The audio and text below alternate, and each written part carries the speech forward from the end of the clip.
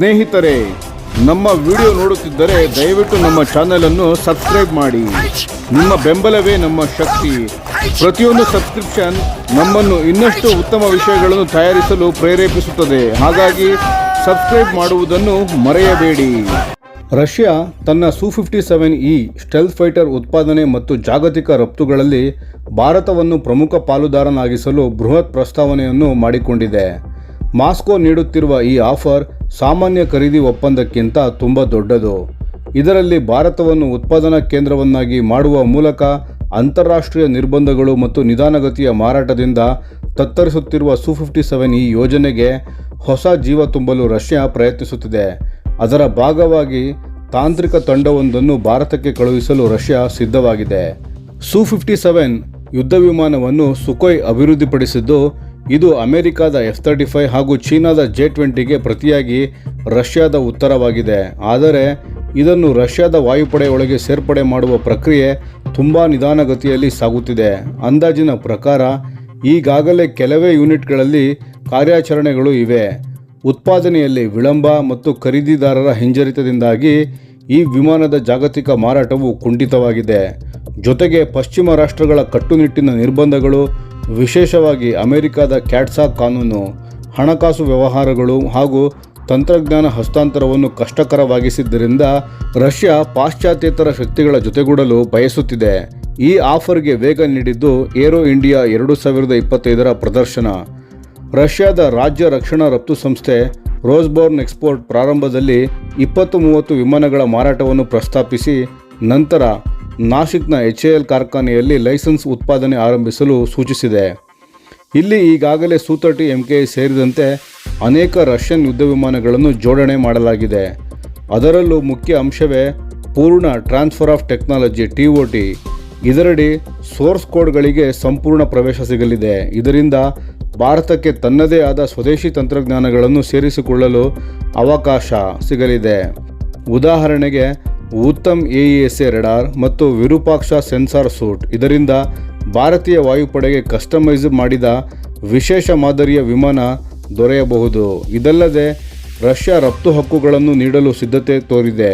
ಅಂದರೆ HAL ತಯಾರಿಸಿದ Su-57E ವಿಮಾನಗಳನ್ನು ಭಾರತವು ಇತರೆ ರಾಷ್ಟ್ರಗಳಿಗೆ ಮಾರಾಟ ಮಾಡುವಂತಾಗುತ್ತದೆ.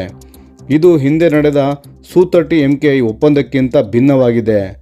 ಆಗ ಭಾರತದಲ್ಲಿ ತಯಾರಿಸಿದರೂ ರಫ್ತು ಯಶಸ್ವಿಯಾಗಿರಲಿಲ್ಲ. ಖರೀದಿದಾರರು ನೇರವಾಗಿ ರಷ್ಯಾದಿಂದಲೇ ಖರೀದಿಸಿದ್ದರು. ಆದರೆ ಈ ಬಾರಿ HAL ಅನ್ನು ಜಾಗತಿಕ ಸರಬರಾಜುದಾರನನ್ನಾಗಿ ಮಾಡುವ ಮೂಲಕ ಭಾರತ ಎಂಡೋರ್ಸ್ ಮಾಡಿದರೆ ಡೊಮಿನೋ ಎಫೆಕ್ಟ್ ಉಂಟಾಗುತ್ತದೆ ಎಂಬ ನಿರೀಕ್ಷೆ ರಷ್ಯಾಕ್ಕೆ ಇದೆ. ಹಿಂದಿನಂತೆಯೇ ಭಾರತವು 272 Su-30 MKIಗಳನ್ನು ಖರೀದಿಸಿದಾಗ ಆ ವಿಮಾನಕ್ಕೆ ಜಾಗತಿಕ ಕ್ರೆಡಿಬಿಲಿಟಿ ಹೆಚ್ಚಿ 11ಕ್ಕೂ ಹೆಚ್ಚು ದೇಶಗಳು ಆ ವಿಮಾನವನ್ನು ಖರೀದಿಸಿದವು. ಭಾರತಕ್ಕೆ ಇದರಿಂದ ದೊರೆಯುವ ಲಾಭಗಳು ಮಹತ್ವದವು. ಪ್ರಸ್ತುತ ಭಾರತೀಯ ವಾಯುಪಡೆಗೆ ಕೇವಲ 31 ಸ್ಕ್ವಾಡ್ರನ್ಗಳು ಮಾತ್ರ ಲಭ್ಯವಿದ್ದು, ಅನುಮೋದಿತ ಸಾಮರ್ಥ್ಯ 42 ಸ್ಕ್ವಾಡ್ರನ್ಗಳಷ್ಟಿದೆ.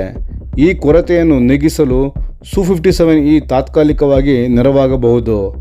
ವಿಶೇಷವಾಗಿ ಚೀನಾದ J-20 ಮತ್ತು ಪಾಕಿಸ್ತಾನದ ಭವಿಷ್ಯದ J-35 ವಿಮಾನಗಳ ಎದುರಿನಲ್ಲಿ ಇದು ಬಲವಾದ ಉತ್ತರವಾಗಬಹುದು. ಇದಲ್ಲದೆ ಈ ಒಪ್ಪಂದವು ಆತ್ಮನಿರ್ಭರ ಭಾರತ ಮತ್ತು ಮೇಕ್ ಇನ್ ಇಂಡಿಯಾ ಕಾರ್ಯಕ್ರಮಗಳಿಗೆ ದೊಡ್ಡ ಬೂಸ್ಟ್ ಸಿಗಲಿದೆ. HALಗೆ ಜಾಗತಿಕ ಮಟ್ಟದ ಅನುಭವ ಸಿಗುವುದರ ಜೊತೆಗೆ 2029ರ ವೇಳೆಗೆ ಮೊದಲ ಹಾರಾಟ ನಿರೀಕ್ಷೆಯಲ್ಲಿರುವ AMCA advanced medium combat aircraft ಯೋಜನೆಗೂ ಇದು ನೆರವಾಗುತ್ತದೆ. ಆದರೆ ಒಪ್ಪಂದ ಅಂತಿಮಗೊಳ್ಳುವ ದಾರಿಯಲ್ಲಿ ಹಲವು ಅಡ್ಡಿ ಆತಂಕಗಳೂ ಕೂಡ ಇವೆ. ಪ್ರಮುಖ ಚಿಂತೆ ಎಂದರೆ ಅಮೆರಿಕದ ಕ್ಯಾಟ್ಸಾ ನಿರ್ಬಂಧಗಳು. ಭಾರತ ಈಗಾಗಲೇ S-400 ವ್ಯವಸ್ಥೆ ಖರೀದಿಸುವಾಗ ಅದಕ್ಕೆ ಸಂಬಂಧಿಸಿದ ಸಂಕೀರ್ಣತೆಗಳನ್ನು ಅನುಭವಿಸಿದೆ. ಜೊತೆಗೆ ಅಂತಾರಾಷ್ಟ್ರೀಯ ಹಣಕಾಸು ನಿರ್ಬಂಧಗಳ ನಡುವೆ $1 ಬಿಲಿಯನ್ ಮಟ್ಟದ ಈ ಒಪ್ಪಂದಕ್ಕೆ ಪಾವತಿ ವ್ಯವಸ್ಥೆ ರೂಪಿಸುವುದು ಒಂದು ದೊಡ್ಡ ಸವಾಲಾಗಿತ್ತು. ಇನ್ನೊಂದು ಸಂಶಯ ಎಂದರೆ ರಷ್ಯಾ ನಿಜವಾಗಿಯೂ ರಫ್ತು ಹಕ್ಕುಗಳನ್ನು ಸಂಪೂರ್ಣವಾಗಿ ಹಸ್ತಾಂತರಿಸುತ್ತದೆಯೇ?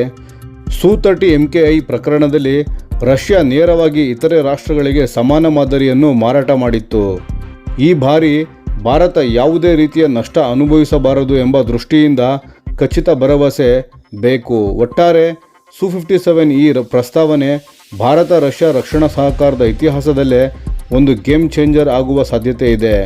ಆದರೆ ಇದರ ಯಶಸ್ಸು ನಿರ್ಧಾರವಾಗುವುದು ನಿರ್ಬಂಧಗಳು, ಹಣಕಾಸು ವ್ಯವಸ್ಥೆ ಮತ್ತು ರಷ್ಯಾದ ನಿಜವಾದ ಬದ್ಧತೆಗಳ ಮೇಲೆ.